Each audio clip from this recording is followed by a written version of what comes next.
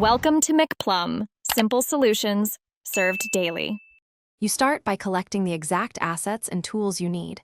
Open your image editor and the FNB asset folder. Once done, export a base icon in PNG at 72256px and keep a layered source file. Make sure to name files using the game's naming convention and backup originals. You will need a texture packer or mod loader next, so place the exported PNG into a working folder. This gets you from abstract idea to tangible files ready for conversion. You now convert and integrate.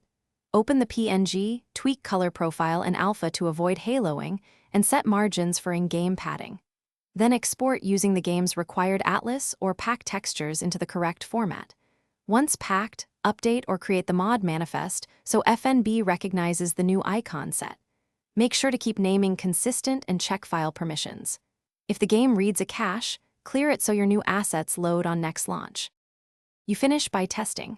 Run FNB, navigate the menus, and confirm icons display correctly in idle, hover, and active states. If spacing or contrast is off, return to the editor, make micro adjustments, and re-export, then repack and reload. If icons are missing, inspect file names, manifest entries, and folder paths. Errors there are the most common cause, then clear the game cache and restart. One key troubleshooting tip: mismatched names or wrong. Thanks for watching. Stay juicy and subscribe.